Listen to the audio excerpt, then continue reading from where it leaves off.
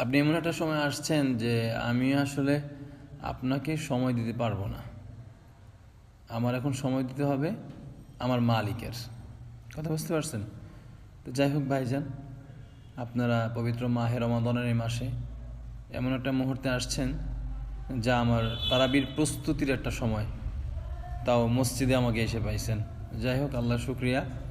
এখন বিষয় হচ্ছে যেটা আমি আপনাকে বলবো যে আপনি আজকে সারাদিন চলাফেরা করেছেন, ঘোরাফেরা করেছেন, যাই কিছু করেছেন, আপনি বা দুনিয়ার মানুষ এরা ভাবে যে আমি আমার নিজ ক্ষমতা বলে দুনিয়াতে ওঠা বসা করতেছি, হাঁটতেছি, চলতেছি, ফিরতেছি, খাইতেছি, সব কিছু করতেছি। আল্লাহ যদি খাওয়াইতো, আল্লাহ যদি পড়াইতো, তাহলে আমার কাজ করতে হয় কেন? এরকম প্রশ্ন সবার থাকে এবং এই চিন্তা চেতনা নিয়ে আমরা দুনিয়ার মধ্যে বিচরণ করতেছি। কিন্তু একটা এটা ভাবি না যে যে মালিক আমাকে সৃষ্টি করেছেন, সেই মালিক আমাকে রিজিক দেওয়ার অন্যতম মাধ্যম হচ্ছে আমার কাজ কর্ম করা। এ হচ্ছে বিষয়। আল্লাহ সুবহানাহু ওয়া তাআলা বলেছেন যে আমার জন্য যদি তুমি কাজ করো তাহলে ওটাকে কাজ বলে না, ওটাকে ইবাদত বলে। আমার জন্য যদি তুমি খাও, ওটাকে শুধু খাবারই বলে না, ওটা শুধু রিজিক বলে না, ওইটাও একটা ইবাদত।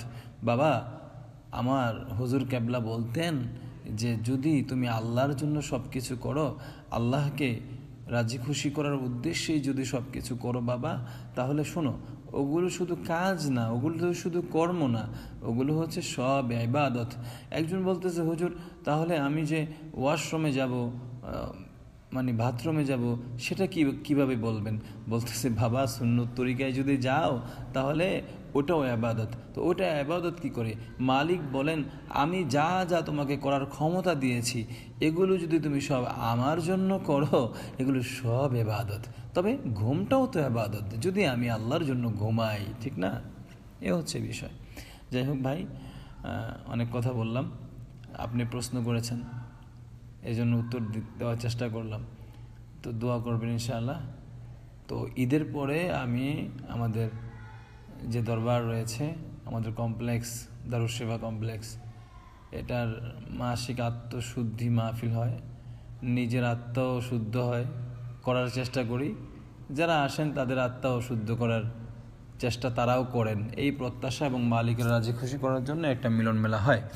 আইসেন, ইনশাল্লাহ দাওয়াত রইল। হ্যাঁ, তো এখন যেহেতু তারাবির পূর্ব প্রস্তুতি নিচ্ছি, সেই সুবাদে আমি আর কথা বাড়াতে পারবো না আপনার সাথে।